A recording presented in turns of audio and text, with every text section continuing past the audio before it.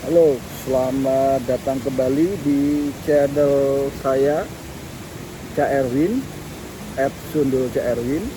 Sebelumnya terima kasih sudah menonton, dan saya harapkan Anda bisa subscribe dan share video ini untuk membantu perkembangan channel saya yang masih relatif baru ini, sehingga saya dapat setiap harinya memberikan update tentang apa yang menurut saya harus disampaikan. Nah, kali ini saya kembali akan menyoroti tentang timnas Indonesia, tapi saya tidak akan berfokus pada pertandingan yang telah selesai. Jadi gini, kita kalah lawan Australia, oke, itu sudah berlalu ya. Siapapun yang salah tidak usah dibahas. Sekarang adalah kita harus menatap ke yang akan terjadi, bahwasannya ada fakta di mana kita masih bisa lolos, meskipun itu harus melalui ronde keempat, karena kita akan memperjuangkan di peringkat 3 atau 4. Syaratnya adalah kita bisa memaksimalkan laga kandang musuh Bahrain dan Cina. Nah, sekarang saya coba mengulik tentang pendapat saya pribadi. Mohon maaf kalau misalkan banyak kekurangan, maklum saya masih baru, mohon petunjuknya kepada semua rekan-rekan netizen dan followers mungkin ya. Jadi kalau menurut pandangan saya, untuk melawan Bahrain di kandang ini kita ada dua faktor. Yang pertama, kita harus mengetahui dulu tentang kekuatan lawan kita. Nah, Bahrain ini adalah tim yang nyaris kita kalahkan tahun lalu ya. Apapun itu, ada sedikit permainan di situ, katanya menit ditambah 3 menit dan segala macam. Tapi saya tidak mau berfokus di sana.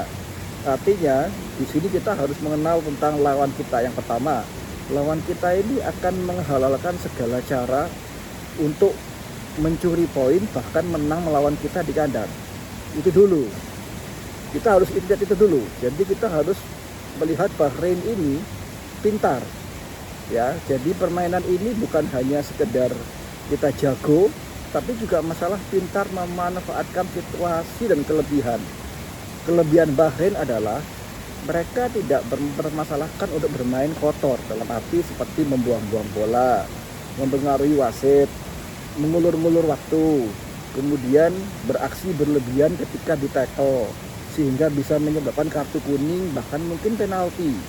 Nah, kemudian yang kedua, Bahrain ini terakhir kita lihat di Piala Teluk, dia juga berprestasi. Artinya kita jangan mengesampingkan bahwa Bahrain ini adalah tim yang mungkin berbeda dengan tim yang kita tahan seri kemarin. Itu ya. Jadi kita harus melihat itu dulu. Jadi kita meskipun kita yakin menang, kita jangan mengesampingkan bahwa yang berbenah bukan cuma tim Indonesia, tim lawan pun juga berbenah.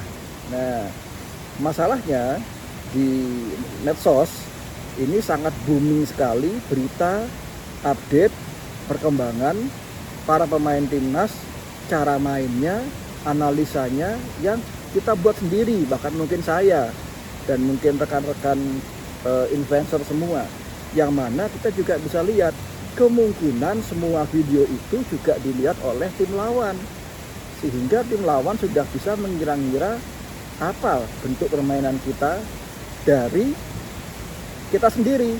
Nah, jadi kita ini secara nggak langsung membocorkan rahasia dapur timnas kita, meskipun kita nggak tahu ya Patrick Kluivert akan bermain seperti apa, tapi kisi-kisi sudah mulai kelihatan dengan apa saja yang kita omongkan di media sosial. Nah, jadi kembali lagi, Bahrain itu bisa menghalalkan segala cara, itu kita hati-hati. Antisipasinya apa? Yang pertama, jangan sampai kita melakukan pelanggaran tidak perlu, seperti kita men-tackle yang tidak perlu, atau ketika di kotak penalti usahakan jangan sampai ada kontak fisik dengan pemain Bahrain, karena mereka dengan gampangnya akan jatuh dan pasti VAR akan cek, dan kemungkinan besar wasit, kita harus berhati-hati. Kita harus lihat dari mana wasit ini, atau bukan hanya wasit, tapi tim VAR-nya seperti apa. Nah, ya jadi itu kekuatan dari Bahrain plusnya. Minusnya Bahrain ini juga apa tidak, dia dari awal sudah agak ketakutan datang ke Indonesia. Artinya secara mental, mau sekuat apapun dia sudah kena mental duluan. Ini yang kita belum manfaatkan. Ini peran supporter nanti. Supporter kita saya harapkan tetap sportivitas tinggi, tidak perlu menghina Bahrain, tidak perlu membuli lagu kebangsaan dan lain-lain. Cukup kita teriak sekencang-kencangnya untuk mendukung timnas kita, entah lewat Ultras Garuda dan lain-lain. Itu saya sudah sangat cukup membuat mereka merinding. Oke, nah sekarang kita beralih ke timnas kita. Kalau melihat dari lawan Australia, sebetulnya saya tidak melihat permainan kita ini jelek. Kita sudah merubah pola main kita. Artinya kita bermain dengan sistem menyerang. Ini identitas baru yang ada dari Patrick Kluivert. Ini dipertahankan saja, karena saya rasa kalau kita ada cukup waktu untuk kesempatan bermain lebih lama, misalkan 4-5 match, saya yakin metode ini akan mulai masuk dan bisa kompak kita ini.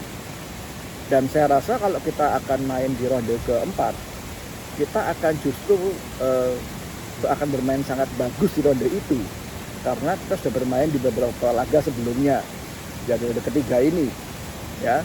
Jadi kalau saya pribadi, saya rasa komposisi permainan sebetulnya perlu, tapi juga nggak perlu.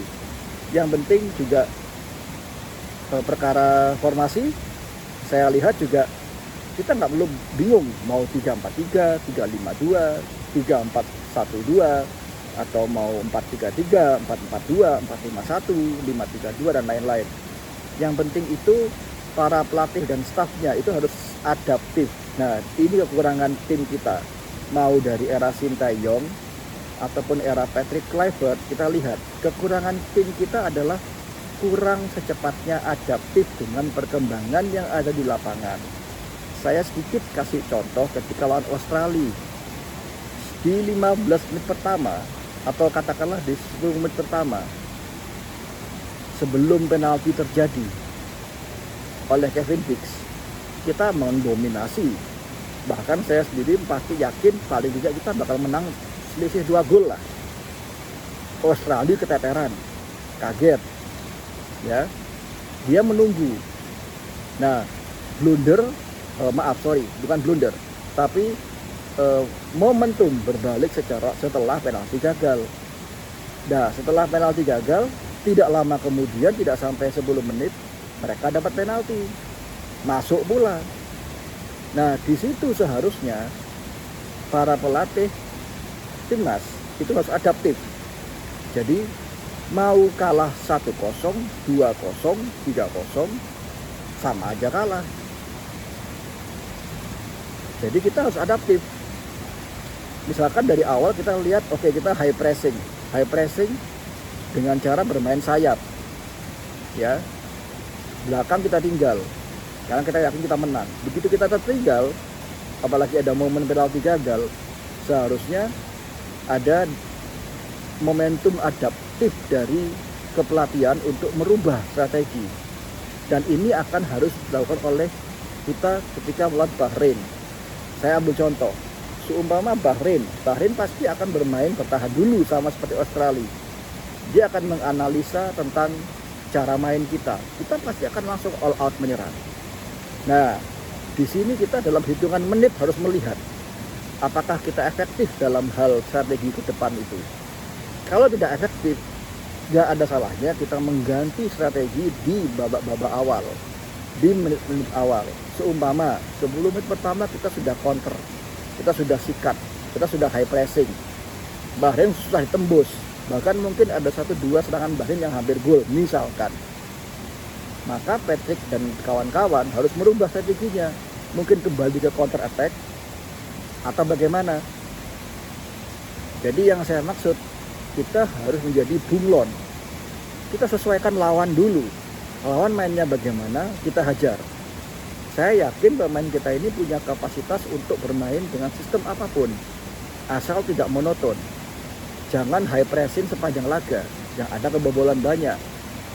Mungkin ada istilah kita kebobolan 3, kita skor 4, you still win the game. Masalahnya kita bisa mencetak 4 ini dari mana?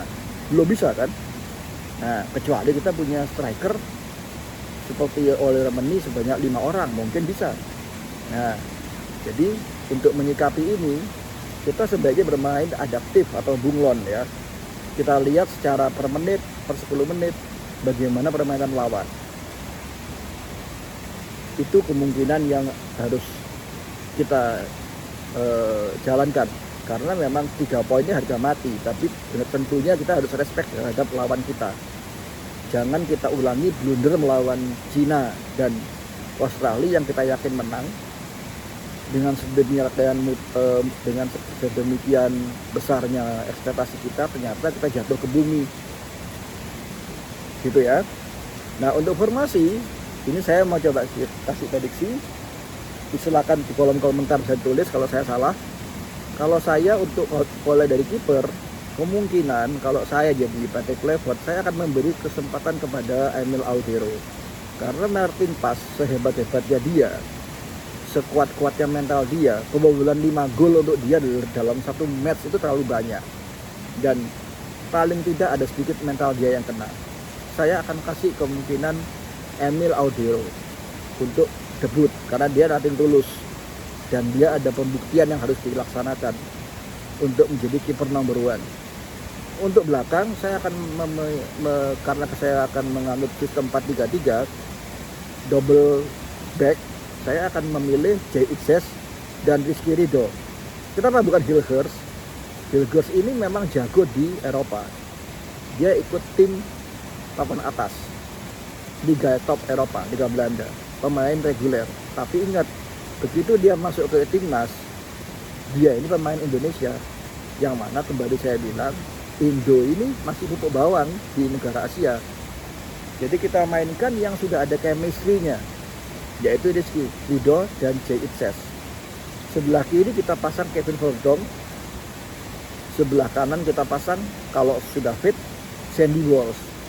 Kevin Dix nanti dulu ya. Don't change your winning team. Yang ST tinggalkan, ada winning team itu kita gunakan dulu karena kita butuh poin.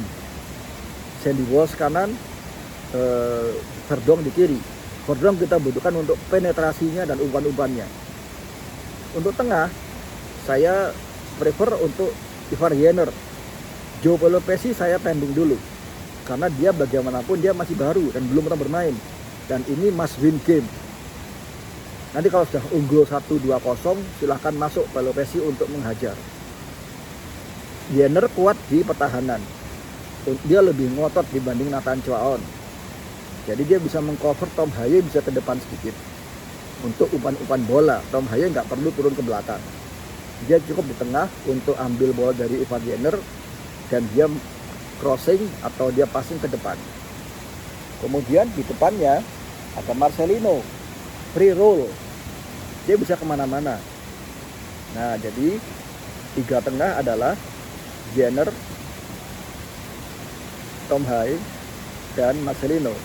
3 di depan, saya tetap akan memilih Rafael Strijk untuk posisi sebelah kanan atau kiri, bisa bergantian dengan Ragnar ya. Ragnar saya rasa akan main dari awal. Karena Strijk ini meskipun dia tidak mencetak gol dan dia lemah secara fisik, tapi pergerakannya dia ini seperti ulat, susah diprediksi. Berbuah penalti kemarin. Dia ini licin sekali, pemain yang pintar untuk mengecoh lawan, untuk menarik lawan menuju ke arahnya. Oliver Meni sebagai striker, meskipun dia kemarin bekerja keras dan bagus untuk menjemput bola, tapi ada saatnya dia untuk bermain sebagai number 9. Nah, kalau sudah begini, maka saya harapkan serangan itu selain dari sayap, tapi juga dari tengah, karena ada Tom Haye di situ. Tom Haye akan langsung ke Oliver Meni. Oliver Meni bisa sebagai striker murni atau sebagai pemantul bola untuk Marcelino, Strijk, dan Ragnar Mangun. Nah, untuk super sub-nya, apabila kita sudah unggul atau belum bisa mencetak gol, atau mungkin jangan sampai ya kita kebobolan duluan, di babak kedua kita bisa rubah menjadi pola 4-4-2. Kita pasang 2 striker. Mungkin kita bisa kasih kesempatan ke Septian Bagaskara dan Romani bermain bersamaan. Kemudian di kiri tengah dan kanan tengah kita bisa pasang mungkin kayak kemarin Dean James dan mungkin Jakob Sayuri mungkin, ya. Atau mungkin juga kita bisa pasang di situ yang kuat untuk permainan di tengah, yang pergerakan cepat. Selain Tom Hay, ada Ivan Jenner tetap di tengah. Masukkan Joao Paulo Pessi untuk mengganti Ivan Jenner mungkin. Nah, di situ mungkin ada pemain yang bisa menggantikan posisi Rafael Strike. Saran saya mungkin Arhan boleh dimasukkan, karena bagaimanapun kita bisa main oportunis dengan long ball dari lemparannya, yang Bahrain juga mungkin akan kewalahan. Jadi saran saya kembali, kita harus mengenal tentang trik-trik lawan untuk menghadapi kita. Jangan lupa kita harus melihat wasit dan tim VAR-nya. Kita jangan bertindak bodoh lagi dengan cara kita membuat pelanggaran tidak perlu, karena bagaimanapun ini laga yang sangat penting. Saya masih yakin dengan tim PT Playford ini, siapapun pelatihnya, saya tetap mendukung timnas. Dan kemudian kita juga harus adaptif tentang permainan lawan. Pola gampang dirubah, ya, tidak terlalu kaku. Jangan nunggu sampai menit ke 60-70 baru ganti pola. Kalau perlu setiap 10 menit ganti pola nggak apa-apa. Nah ini. Dan yang terakhir mungkin kita mungkin bisa sedikit turunkan harapan ya. Karena harapan kita yang terlalu tinggi ini justru akan meracuni diri kita sendiri dan para pemain. Kita bersikap tenang aja. Kita yakin tapi tenang. Kita kasih semangat tapi tenang. Jangan ada bullying terhadap pemain atau pelatih. Ya, saya rasa kita semua bisa support ini. Saya yakin kita masih bisa menang lawan Bahrain, tapi jangan meremehkan Bahrain, karena bagaimanapun mereka juga punya persiapan. Mungkin dari saya sekian. Kita harapkan besok kita bisa menang melawan Bahrain, dan semoga karena kita telah selisih golnya tertinggal jauh, kita bisa menang mungkin di atas 2 gol untuk menjaga asa di ranking 3 atau 4. Sekian dari dulu saya. Tulis di kolom komentar saran dan kritik terhadap semua omongan saya. Mohon maaf lahir dan batin apabila ada kesalahan. Salam olahraga, sukses semua. Mari terbang bersama Garuda kita. Salam.